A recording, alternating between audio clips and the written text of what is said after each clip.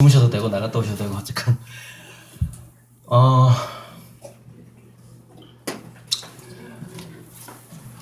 인간을 50년 이상, 75년, 90년 이상 연구한 종족 연구를 한 학자들이 미국에 많아요. 미국에는 종족 연구가 왜 일찍 발달했냐면은 이게 돈이 많이 들고요.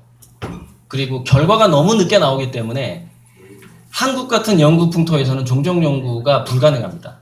아무도 돈을 지원하지 않고요. 그리고 인내심이 그렇게 긴 사람도 없고요. 한국은 또 당대에 인정받고자 하는 뭔가 이벤트를 꼭 하고자 하는 대통령들이 꼭 그런다고 그러잖아요. 임기 내에 뭔가 이벤트를 해야 되는 이런 게 또 강해가지고 종족 연구가 잘 이루어지질 않는데 지금 이화여대에서 신생아 종족 연구가 30년을 좀 넘은 걸로 알고 있어요. 그게 아마 가장 오래된 우리나라의 그 신생아의 혈액 내 코르티솔 어렸을 때 막 태어났을 때의 혈액 내 코르티솔 농도와 그 이후의 건강의 관계 이거를 기본으로 한 종족 연구가 지금 이화여대에서 이루어지고 있거든요. 자, 그런데 미국은 100년 정도 된 종족 연구가 이미 있어요. 100년, 90년, 75년. 한 아이가 신생아로 태어나서 90살까지 연구를 하는 거예요. 그래서 약 1500명을 루이스 터먼 박사가 90년 동안 연구를 해서 결과를 발표를 했는데 하버드에서도 그 어떤 박사인지 지금 생각 안 나고 하버드에서는 75년 동안 이제 종족 연구를 한 것이 있고요. 졸업했을 때부터 연구한 것도 많고 그래요. 뭐 졸업했을 때 왜 그 연구도 있어요. 뭐 간호대학 졸업 사진인데 웃는 표정에 따라 그 죽는 나이를 측정할 수 있더라 이런 연구도 있습니다. 웃는 표정이 어떤 나이에 따라서 그 간호사가 병원에서 어떻게 근무하고 그 간호사의 건강 상태가 어떻고 몇 살에 암에 걸리고 누가 일찍 죽고 이게 추측이 돼 버리는 거예요. 웃는 모습만으로도 관상을 무시할 수가 없는 거죠. 그런 연구가 있는 거예요. 어쨌든 그런 연구는 별개 그런 자잘하게 엄청 많아요. 또 굉장히 유명한 연구가 뭐냐면은 이게 하버드 경영대학원에서 했던 거 그래가지고 학생들한테 연봉을 쫓을래 꿈을 쫓을래 그 연구가 있었어요. 나는 내 꿈을 쫓아서 뭐 일을 하겠어요. 나는 일단은 고액 연봉 있는 직업을 갈래요. 이게 갈림길에 서게 됩니다. 그래서 그 통계를 낸 기록이 아마 있는데 성공률이 몇 배 차이가 나냐면 30배 차이가 나버려요. 30배. 그러니까 대학교 1, 2학년 때 또는 대학원생 때 나는 내가 좋아하는 일을 할래요라고 설문조사를 한 그룹하고 일단 전 고액 연봉이 있는 쪽으로 가서 그 다음에 어떻게 한번 대체를 해보겠습니다. 예를 들어서 삼성에 들어가는 그룹이라고 보면 되고요. 이쪽 그룹은 그냥 창업을 하는 그룹이라고 보시면 돼요.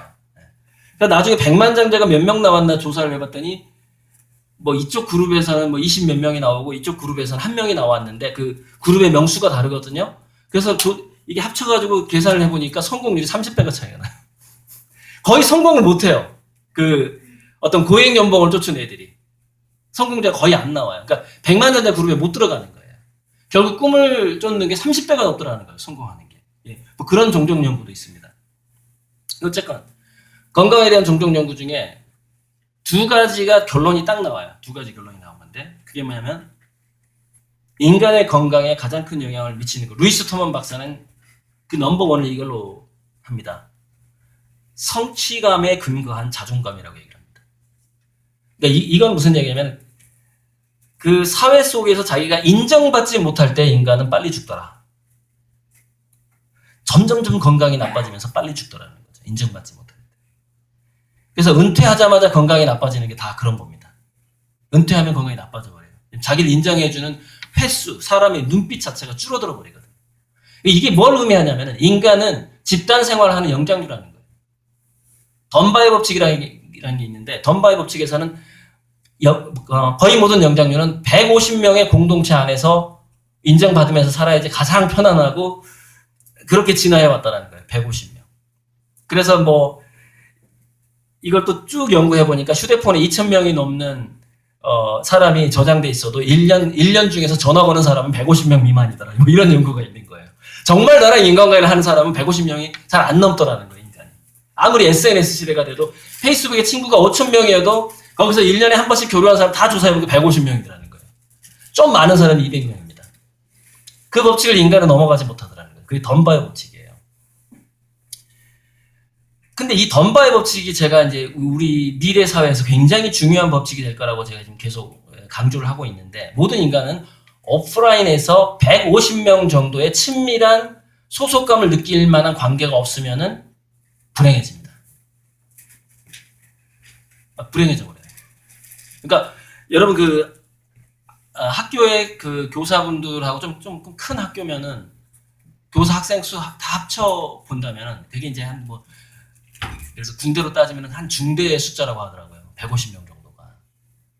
거기에 연구하면 로마에서 전투 단위가 10명이었는데 모이다 보면 거기도 한 130명 정도 되고 그런 연구가 굉장히 많아요. 인간이 꼭 그렇게 뭉치더라는 그런 연구가 많은데, 그래서 어떤 마을 기업이라든가 협동조합이라든가 또는 청년연합이라든가 전 사회적으로 가장 원활하게 그 그룹이 잘 돌아가는 그 인원수 100명에서 200명 사이, 그 정도의 그룹에 자기가 소속되어 있지 않다면 인간은 심리적인 건강이 나빠집니다. 그리고 그 안에서 자기가 자기 역할을 찾고 인정을 받지 못하면 아무리 좋은 음식을 먹어도 심리적 건강이 나빠지기 때문에 성취감에 근거한 자존감이 사라지기 때문에 오래 못 살더라는 거예요. 그게 루이스 터먼의 90년 동안의 연구고요. 그 다음에 다른 종종 연구가 있었는데, 이것은 로제토 마을 연구하고 맞아떨어져요. 로제토라는 신부가 이민자들을 데리고 미국의 어떤 로제토 마을을 구성을 했는데, 거기는 아무리 해로운 음식을 먹어도 사람들이 병에 잘 안 걸리더라는 거예요. 왜 그런가 봤더니 낮에 잠깐 일하고 저녁만 되면 각자 다 동아리 활동을 하고 축제를 하고 만나서 놀고 술 마시고, 이 문화가 굉장히 많더라는 겁니다. 그 마을에. 그 관계가 너무 좋더라는 것이죠. 관계가. 그래서 로제토 마을의 사례하고 하버드 75년의 종종연구 사례에서 인간의 건강에 가장 큰 영향을 미치는 것은 관계로 나옵니다. 인간관계. 그런데 이게 일찍이 메슬로우 박사가 여기 딱 나오죠.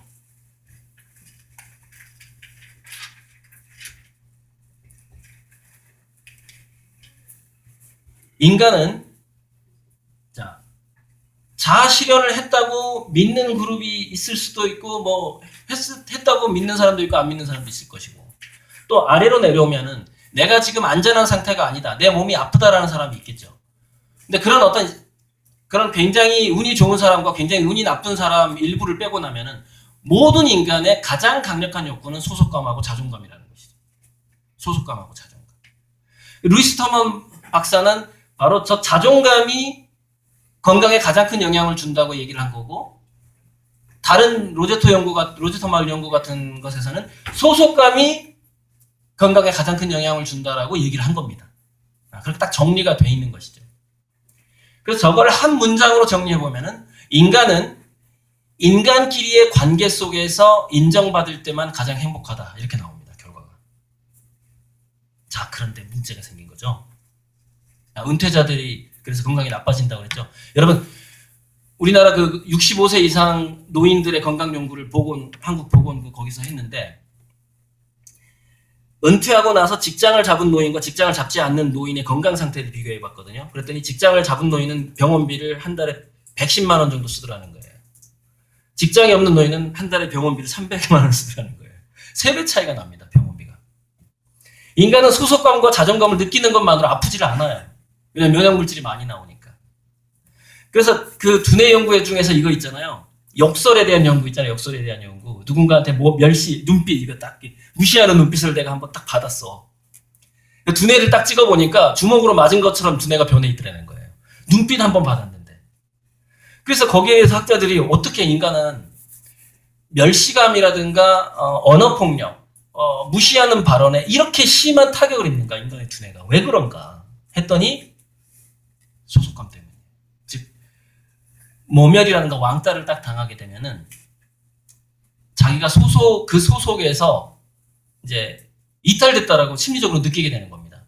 그런데 집단 생활하는 모든 동물들 잘 보세요. 그러니까 그 세렝게티 평원의 영양들 봅시다. 영양들. 누구떼라든가. 거기서 누가 제일 먼저 죽죠? 무리에서 이탈한 개체. 즉 모든 생명체는 집단 생활을 하면서부터 그 소속감에서 이탈되면 곧 죽음이라는 심리 상태를 기본적으로 가지고 있다는 겁니다. 그래서 멸시 한마디, 폭언 한마디가 그게 이 몸 안에서는 우리가 이성적으로는 나는 그냥 무슨 소리야 나 재산 몇십억 있고 니네들이 나 무시해도 나 잘 살 수 있거든 라고 말을 하거든요.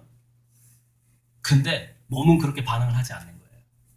아무리 돈이 많아도 주변 사람들한테 인정을 못 받아버리면은 아 나는 곧 죽겠구나 이렇게 반응하는 거예요. 두뇌는.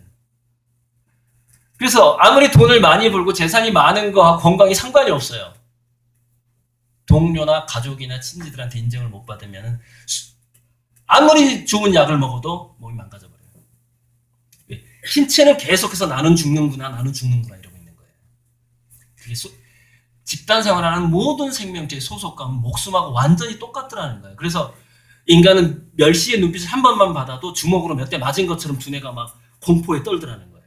fMRI를 찍어보니까. 소속감이 그만큼 중요한 겁니다. 저게 관계가.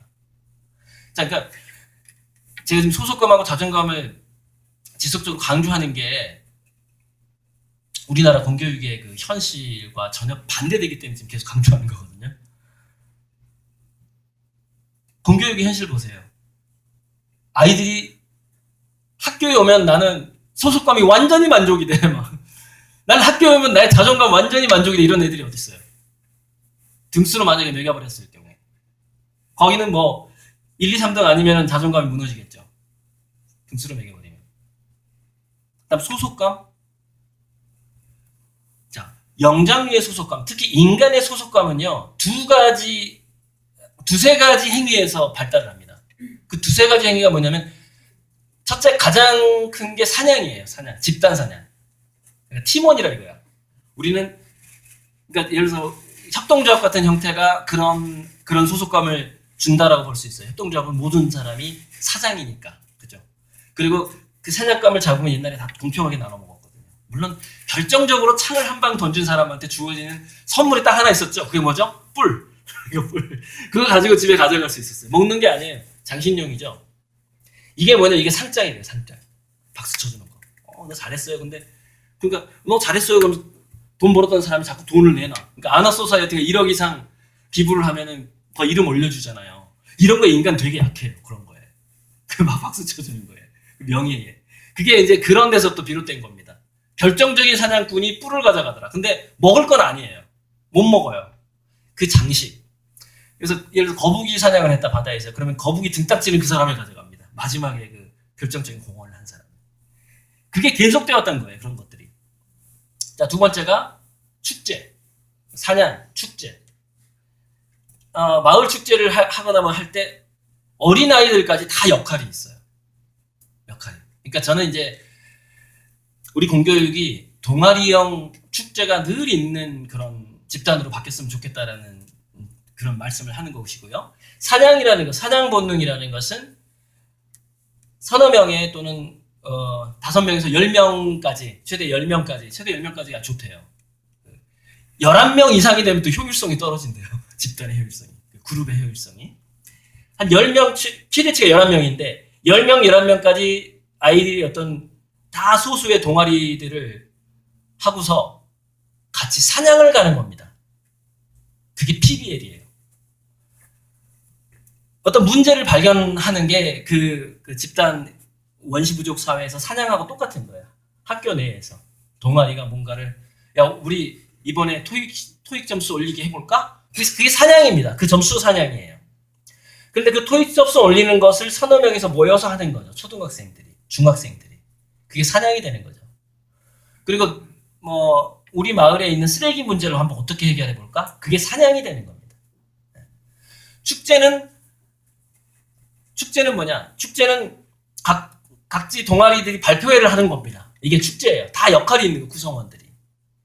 꼴찌도 역할이 있는 거고, 그 두뇌 유형, 세 유형마다 역할이 생기게 되는 것이죠. 그게 축제입니다. 그 다음에 요리예요, 요리. 요리를 통해서 사람들이 또, 요리하는 그룹이 있고, 그거 상을 차리는 그룹이 있고, 그냥 먹기만 하는 그룹이 있고, 주로 이제 뭐 장애인이나 이런 사람들 먹기만 하는 그룹이 되죠, 보통. 그래서 뭐 지금도 아마존이라든가 이런 데 가면은, 원시부족 사회는 거의 모든 고기를 공평하게 나눠 먹습니다. 거기에 기여를 했든 하지 않았든, 그 결과를. 바로 이제 사냥과 축제와 요리, 이런 것들이, 인간들의 소속감의 본능을 소속감과 자존감, 이 본능을 유지해 왔던 것이죠. 그래서 우리가 그런 유사한 형태, 진화 심리학적으로 인간이 그 자존감과 소속감을 형성해 왔던 초기 모델, 사냥과 요리와 축제라는 그런 초기 모델이 공교육 내에 들어와야 되는데, 제가 이제 서산고등학교라고 있어요. 거기 이제 수석교사 이성원 씨가 있는데, 그분이 미술놀이, 자연미술이라는 책을 쓴 분이에요. 그분이 이제 제 강의를 듣고 이제 너무너무 동의를 해가지고, 참, 그분 때문에 제가 이 강의하게 된 거예요. 그러니까 이성원 선생님이 서산교육청 장학사님한테 저를 소개해가지고 거기서 몇 번 강의를 하고, 또 그분이 저기 아산 교육청에 또 이렇게 연결해서 제가 여기 오게 된 거거든요. 그래서 그 서산고등학교가 그 지역에서 가장 공부 못하는 애들이 오는 학교인 거예요. 그러니까 거기는 반 분위기가 어떻겠어요, 그죠? 제가 얼마 전에 읽은 책, 얘들아 너희가 나쁜 게 아니라, 이게 그 일본의 그 우범지대 야간고등학교 교사가 쓴 책이거든요. 이 안에 놀라운 얘기가 하나 나오는데, 이 얘기를 참, 자기가 이제 지도하는 애가 조직폭력배에 들어간 거예요. 근데 나오기를 이렇게 꺼내주고 싶은 거죠. 거기 있으면 계속 그런 범죄 집단이 되니까. 그래서 폭력배 두목을 딱 만납니다. 우리 학생 내가 데려가겠다. 근데 그 폭력배 두목이 조건을 하나 딱 내걸더라고요. 그러면 얘가 나가서, 예를 들어서 우리 영역 내에서 어떤 눈에 띌 만한 일, 즉 우리 영역을 침해하는 일 같은 것을 전혀 하지 않겠다는 약속을 해야 된다. 그냥 내보내주겠다. 이렇게 한 거예요. 그래서 그 약속을 하고 나와요, 교사가. 근데 이놈이 또 가만히 있겠어요? 무슨 짓을 또 한 거야. 그러니까 그 조직, 그 두목의 그 눈 밖에 나게 된 거죠. 그래가지고 붙잡히게 됩니다. 굉장히 큰 상해를 입겠죠, 그 애가. 그래서 또 찾아갑니다, 교사가. 미안하다. 내가 애를 지도를 잘 했어야 했는데 그때 꺼내가지고 지도를 못해서 미안하다. 그러니까 두목이 이럽니다. 이번에는 그냥 돌려보낼 수 없다, 선생님은. 뭐 하나 남겨놓고 가라, 이러는 거예요. 손가락 하나 남겨놓고 가라. 그래서 그때 새끼손가락을 자릅니다, 왼쪽을. 그걸 자르고 그 학생을 데리고 나옵니다. 대단한 거죠. 그리고 손가락이 없는 사진이 여기 있어요.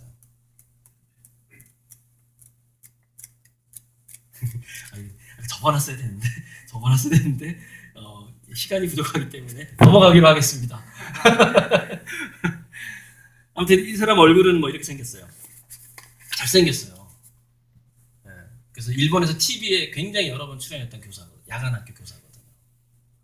서산고가 이런 학교인 거예요. 서산고가 물론 이제 일본의 그 우범지대 야간학교보다는 좀 더 양호하겠죠.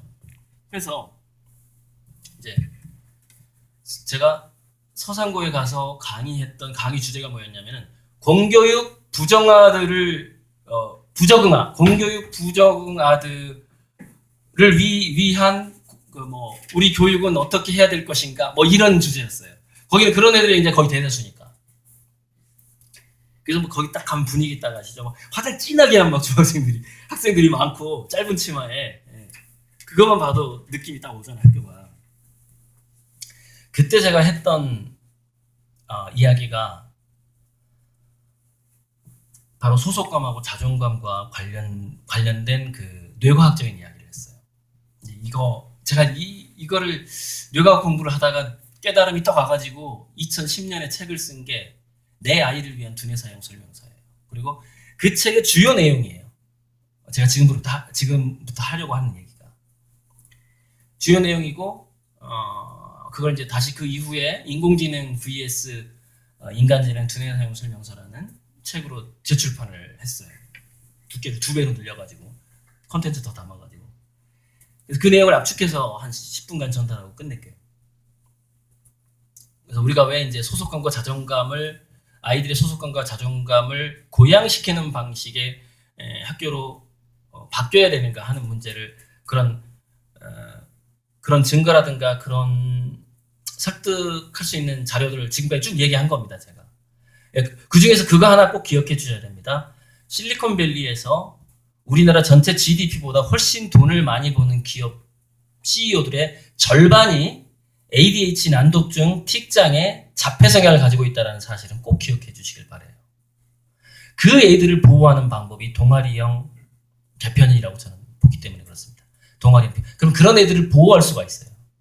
아까 제가 게임만 좋아하는 초등학생을 어떻게 얘의 소속감과 자존감을 갖게 하고 학교에 오게 할 것인가에 대한 답을 내렸잖아요. 그 애가 동아리 짱이 되게 해라. 그러면 해결된다. 또 그때 질문 나온 게 어떤 교사가 초등학생들의 유튜브에 위험한 영상을 너무 많이 올린다는 거예요. 이거 어떻게 해결해요? 또 유튜브에 영상 올리는 동아리를 만드세요, 학교에. 그러면은 선생님이 그 동아리 장이 되시면 됩니다. 선생님 반에 그 위험한 장면을 자꾸 유튜브 올리는 애가 있으니까. 그래서 걔를 아예 영화 감독으로 만들어버리면 되잖아요. 학내 그 영상을 만들어서 올리게끔 해주고 그 애한테 계속 국영수사가 가르쳐봐야 걔는요 범죄에 노출될 뿐이에요. 유튜브가 잘못 찍어서 올리면 범죄에 노출되고 그 모방 범죄 그 표적이 되기도 하고 막 이러거든요. 그러니까 그런 걸 예방하기 위해서는 유튜브 동아리를 만들어야 된다. 그 아이를 위해서. 또 전부 다 뭐냐면요. 제가 공교육 현장에 다니면서 무수한 말썽 사례들을 선생님이 얘기하거든요. 무수한 건 아니고 한 20, 30건. 그 아이를 위한 동아리를 만드세요. 다 해결돼요. 정말이에요. 그러니까 진짜 동아리가 답이다라는 말이 딱 나오는 거예요. 문제 아들이 다 해결됩니다. 거의 다. 일어났던 극단적인 사례는 아니더라도 한국은 그런 극단적인 사례가 없으니까 거의 다 해결된다고 보죠. 자, 그래서 두뇌 사용 설명서 요약을 말씀드리고 이제 끝내면 되는데요.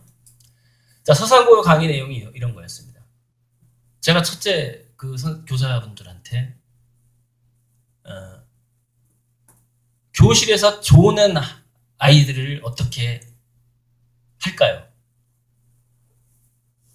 많이 잠을 자잖아요. 제 대답은 이겁니다. 절대 깨우지 마라. 절대 깨우지 마라. 그 이유가 뭐냐면은 인간은 코르티솔이라는 스트레스를 견디는 물질에 오래 노출이 되게 되면은 DNA가 변성을 일으킵니다. DNA가. 그게 언제 나타나냐면은 40, 50대 때 암으로 나타나요. 그래서 교실에서 자는 애들을 교사가 깨우는 것은 그 아이를 천천히 죽이는 것이다. 즉, 그 아이의 1%에서 5%를 죽이고 있는 것이다. 즉, 교사가 살인자가 되는 것이다. 그게 후성 유전학적으로 지금 다 증명되고 있다. 아이들이 5분 정도 집중할 수 있는 아이들을 40분 동안 교실에서 자기가 관심도 없는데 앞에 안 쳐다봐? 이러면서 막 분필 던지면서 분필 맞아보셨죠? 저도 좀 맞아봤는데 학교 다닐 때 딴 데 쳐다보면 분필 날라오잖아요. 이것 자체는 그 아이가 감당할 수 없는 코르티솔 양의 두뇌가 노출이 돼버리는 거예요. 그 순간에. 그래서 모든 인간은 본능적으로 지루하거나 하면은 졸리게 돼 있습니다. 왜 인간은 졸게 하는 물질을 몸에서 만들어낼까요? 바로 그 코르티솔이 DNA를 변형시키는 것을 예방하기 위해서입니다. 그래서 자기 DNA가 망가지는 것을 애들은 본능적으로 알고 있어요. 그래서 조는 거예요. 그래서 교사라면 둘 중에 하나밖에 할 수 없다는 거예요. 무슨 얘기냐? 자는 걸 냅두던지 자지 않을 정도로 재미있던지 둘 중에 하나예요. 억지로 깨우는 건 살인행위예요. 그래서 제가 이랬어요. 여러분들이 왜 교도소에 안 가는 줄 아세요? 이게 증명이 안 되기 때문입니다. 증명이. 그러나 언젠가 증명됩니다. 제가 이렇게 얘기했어요. 자, 어떻게 증명될까요? 증명됩니다. DNA 기록이 남아요. 그 애가 몇 살 때 심하게 DNA 변성이 왔는지. 그러면 이게 DNA 연구를 하면 그게 나올 수가 있는데 그 애가 예를 중학교 2학년 때 DNA가 가장 많이 망가졌다. 예를 들어서 중2 때 담임선생님 책임 있을까요? 없을까요? 있습니다. 이게 증명될 날이 옵니다. 그게. 그래서 애들을 절대 깨우지 마라. 교실에서 자면. 어떻게 자발적으로 눈을 뜨고 그것에 참여할 수 있을지만 연구하라는 것이죠. 그게 살인자가 안 되는 방법입니다. 이렇게 얘기했어요. 정말로 이렇게 얘기했어요. 깜짝 놀라죠. 그런데 자, 기본적으로 일대다 수업에서 아이들의 두뇌에 각성 물질인 도파민이라든가 나 빨리 궁금해서 막 저거 빨리 답을 알고 싶은데 그 히스타민, 그때 히스타민이 나오거든요. 그 다음에 이거 도대체 답이 뭐지 하고 막 집중할 때 그때 노르에프네프린 나와요. 이 세 가지가 기본적인 공부의 물질이에요. 그리고 노르에프네프린과 히스타민, 도파민 같은 것들이 나왔을 때 두뇌에서는 그것을 기억에 저장하기 위해서 아세틸콜린이라는 물질이 나옵니다. 그래서 집중하지 않으면 무조건 저장은 안 돼요, 두뇌에. 그게 쌍으로 나와요. 정확하게 노르에피네프린이 나오는 만큼 아세틸콜린이 두뇌에서 생성이 됩니다. 그래서 집중하는 만큼만 저장이 되거든요. 근데 이건 단순히 저장이라고 보시면 안 됩니다. 기존에 자기가 알고 있었던 지식과의 연결이 일어납니다. 그때. 자, 일대다 수업에서 이게 가능할까요? 불가능합니다. 일대다 수업에서 그게 가능한 건 1, 2%밖에 안 돼요. 진짜 지금 현재 피드백이 되는 애. 수준이 어느 정도 맞아가지고 눈높이가 맞는 애. 1, 2%. 나머지 98명은 어떤 상태죠? 죽어가고 있는 겁니다. DNA 변성으로. 근데 내가 교실에서 애들을 죽였는데 그게 효과가 언제 나오냐? 20, 30년 후에 나오는 거예요. 중년이 됐을 때. 자, 두뇌를 연구해 보니까 도파민의 최대치가 그러니까 도파민의 최대치와 그러니까 도파민이 많았다가 이제 점점 나이 들수록 이렇게 줄어드는데 도파민의 문제가 너무 많아버리면 정신분열자 상태가 되기 때문에 집중이 안 되거든요. 그래서 이게 어렸을 때 도파민이 원래 많게 태어난 애들은 몇 살 때 문서를 읽을 수 있는가를 이 연구가 있어요. 그랬더니 기본적으로 25살이 넘어야만이 문서를 읽을 수 있는 걸로 나옵니다. 무슨 얘기냐면 25살 이전에는 문서를 보려고 하면 난독증이 생겨버립니다. 무슨 얘기? 이게 안 들어와요. 그러니까 그 도파민의 양이 적절하게 조절이 돼야지 내가 이 문장에 이게 집중을 할 수가 있는데 ADHD형이라는 도파민이 여기저기서 과잉된 상태거든요, 두뇌가. 그러니까 이 문장 하나에 집중이 안 되는 겁니다. 자꾸 딴 데로 생각이 이렇게 삼천포로 빠지기 시작하는 거예요. 여러 가지로. 걔네들이 25살이 되니까 30살 정도가 되니까 그때부터 문서를 읽을 수 있게 되더라는 거예요. 나중에. 그래서 인간의 두뇌 유형은 이렇게 나눠볼 수 있습니다. 25살 이전에 책을 봐야 되는 두뇌가 있고요. 30살이 지나서 책을 봐야 되는 두뇌로 또 나눠볼 수가 있는 거예요. 여러분, 그런데 문제는 뭐라고요? 30살 넘어서 책을 볼 수 있는 아이들이 대부분의 창의성이 높은 아이들입니다. 창의성이 높은 아이들.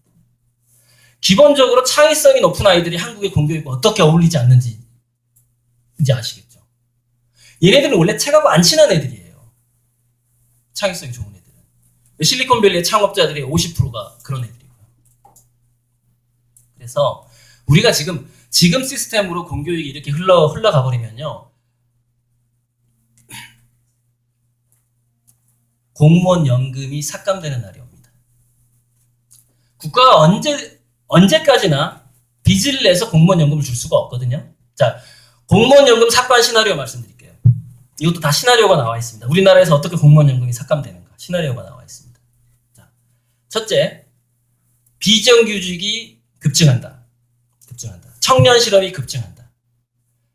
1차 베이비붐 세대들이 하나둘씩 죽기 시작한다. 그럼 어떻게 되냐면은 인구가 사회 전체가 지금 전 세계 기업들은요 모든 인간을 비정규직화시키기 위해서 몸부림을 치고 있습니다. 고용 유연성이라고 해요. 고용 유연성. 자, 그래서 어떻게 고립이 돼버리냐면은 그 공무원, 교사는 아무튼 교육 공무원이든 어디든 간에 공무원들이 어떻게 고립되냐면은요 공무원 말고 나머지 모든 직업들이 비정규직화가 먼저 돼버리는 거예요.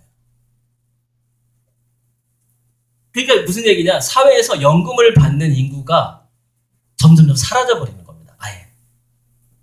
그래서 연금을 받는 인구와 받지 않는 인구가 1대 9가 돼요. 또는 2대 8이 돼요. 그런데 국가가 계속 지금 이제 건보 그 적자가 건강보험 적자가 몇 년 전 통계를 제가 봤을 때 매년 6%씩 나고 있거든요. 지금 베이비붐 세대가 나이가 들고 있기 때문에 매년 한 10% 이상은 좀 올라섰을 거예요. 그러니까 10년 만에 100%씩 적자가 나는 거예요. 그러니까 보험료를 내는 사람하고 치료비가 훨씬 많이 들어가는 지금 상황이거든요. 이런 상황이 지금 계속되고 있어요. 우리나라 노인 가난 그 빈곤 노인이 일본의 그 10분의 1밖에 안 되잖아요, 재산이. 그러니까 일본 노인의 평균 재산이 5억인데 우리나라 노인의 평균 재산이 5천만 원이거든요. 근데 그것도 극소수가 가지고 있는 거예요. 굉장히 빈곤합니다, 한국 노인들이. 그래서 한국에서 노인 범죄율이 앞으로 계속 올라갈 수밖에 없는 상황인데. 자, 그래서 어디서부터 그 얘기가 먼저 나올 거라고 제가 예측을 하고 있냐면 아마 청년연대에서 먼저 나오기 시작할 겁니다. 무슨 얘기냐? 지금 공무원들, 교사와 공무원들이 연금을 받는 거의 유일한 세력인데 우리 지금 이렇게 실업자 됐지 않냐. 그들이 리더였는데, 우리 한국에서 리더였는데 우리 실업자고 44만 원도 못 벌고 지금 겨우 나오는 생활보조금으로 생활하고 있지 않냐. 그러니까 취직 못한 청년연대에서 이런 주장이 나오기 시작하는 거예요. 법을 개정하자. 소급할지는 몰라도 내년부터 영문 공부를 없는 걸로 하자. 또는 점진적으로 삭감하자. 만약에 이 주장을 하지 않는 국회의원이라면 낙선운동을 하겠다 이렇게 나와버립니다. 청년들. 딱 그랬더니 그동안 비정규직으로 서울을 받았던 80% 90%의 국민들이 동조하기 시작하는 거예요. 그래. 월급 착착 받아가면서 우리나라를 이끌어왔던 공무원 조직이 지금 오늘날의 한국을 이렇게 만든 거 아니냐. 이런 식으로 여론이 형성되기 시작하는 겁니다. 연금 삭감하자. 투표에 들어가는 겁니다. 누가 이길까요? 연금 삭감한다, 삭감 안 한다. 누가 이길까요? 국회의원들이 어떻게 법을 정할까요? 80%가 찍어주는 사람이 국회의원이 당연히 되겠죠. 이게 연금 삭감 시나리오입니다. 저는요, 제가 오늘 전면적인 동아리형 개편이 우리 교육계에서 왜 필요하냐? 바로 여러분들의 연금을 보호하기 위해서입니다. 국가가 계속해서 빚을 내버리면은요, 그 여론이 그렇게 형성이 돼버리는 거예요. 그런데 만약에 아까 제가 강의서두에서 10,000분의 1명, 화가 중에 10,000분의 1명만 자기 삶을 그림 팔아서 살 수 있다고 얘기했죠. 그런데 미래 사회라는 것은 인공지능 로봇 플랫폼이 널리 깔리게 되면은 깔리는 동안은 인공지능 로봇을 팔아먹거든요, 기업들이. 그래서 지금 많이 돈을 벌고 있는 거예요. 그리고 수많은 SNS 서비스 하면서 데이터를 모아가지고 또 인공지능을 발달시키고 있죠. 페이스북하고 구글이. 전 세계 와이파이를 깔기 위해서 구글이 지금 현재 노력하고 있고, 그건 뭐냐면 더 많은 사람들을 끌어들이기 위해서죠. 그게 플랫폼 기업이란 말이죠. 그런데 플랫폼 기업이 스마트폰을 가지고 있는, 또 스마트 홈 시스템을 가지고 있는 사람들한테 서비스를 하는 비용이 기하급수적으로 줄어들고 있습니다. 2007년에 그 IT 기업이 지금 오늘날에 이런 서비스를 하기 위해서 들였던 비용에 지금 현재 몇 분의 1이 되냐면 평균 10,000분의 1로 떨어졌어요. 가격이. 즉, 거긴 무슨 반도체 칩이 있을 것이고, 뭐가 있을 거고, 서비스하는 인건비가 있을 것이고, 근데 인건비가 계속 자동화되죠. 그래서 동일한 서비스를 하는 비용이 이것저것 그냥 다 합쳐서 10,000분의 1로 줄어들었어요. 10년 만에. 2007년에서 2017년에. 그 중에서 어떤 것은 25,000분의 1로 줄어들었습니다. 비용이. 이게 뭐냐면은 로널드 코스라는 경제학자가 기업 경영에 있어서 복잡도와 비용이 감소하게 되면은 모든 기업은 필연적으로 M&A, 인수합병된다 라고 주장했어요. 그게 코스의 법칙이라는 겁니다. 전 세계 기업이 인수합병되기 시작하는 게 바로 내년부터 시작합니다. 여러분, 우리나라의 대기업이 2020년 되면 아마 하나도 남아있지 않을 것이라고 주장하는 사람도 있어요. 이 거대한 인수합병의 물결이 다가오는 겁니다. 코스의 법칙. 무슨 얘기냐면요. 세금 낼 사람이 없어져요. 우리나라에서. 세금 낼 사람. 그런데 그럼 우리나라에서 공무원 연금이 빚을 내서 공무원 연금을 주지 않도록 우리나라에서 세금을 가져올 만한 희망은 과연 어디가 있을까? 이 얘기만 하면 이제 강의는 이제 완벽하게 완료가 되는 거예요. 그 희망이 어디가 있는가를 봤더니 플랫폼 기업의 진화 과정에서 그 희망을 찾을 수가 있습니다. 자, 앞으로 플랫폼 기업은 이렇게 진화를 합니다. 첫째,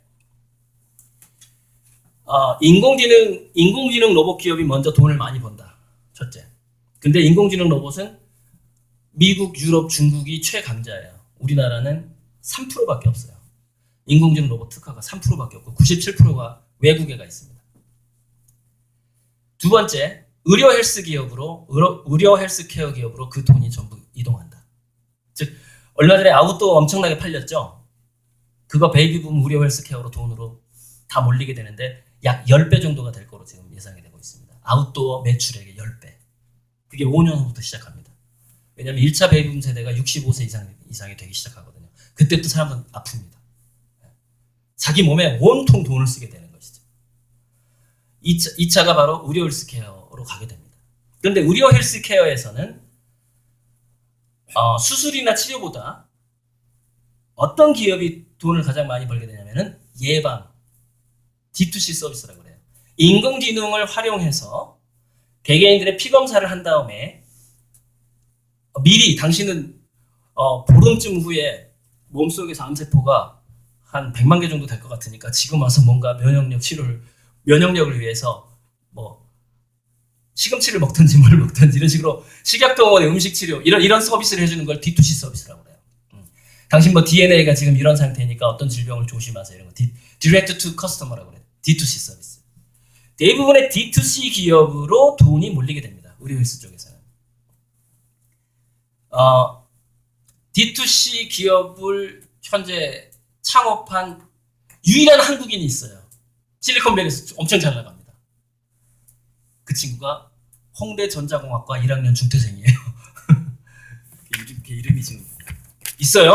홍대전자공학과 1학년 중퇴하고 실리콘밸리에서 잘 나가는 누움이라는 누움이라는 기업을 창업한 한국인이 있어요. 유일하게 한 명입니다. 희망이죠, 희망.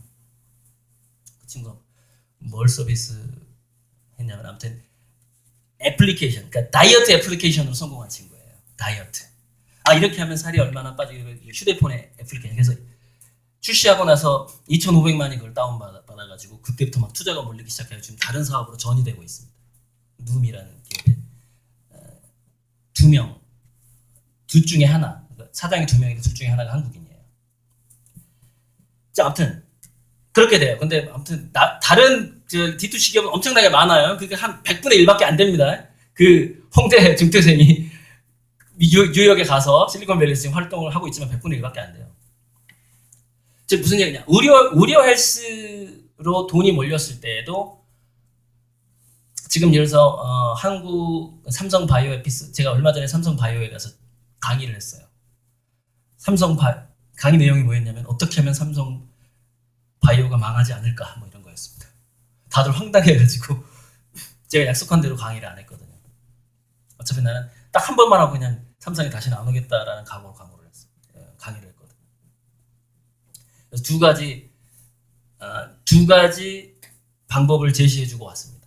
근데 그게 강의가 녹화가 불가능했어요. 비공개였어요. 그래서 앞으로 차례차례 이제 그 강의를 통해서 그걸 풀 건데 아직은 이제 삼성 좀 언급 좀 하지 말라 그래요. 제가 약속을 하다 언급 안 하겠다고.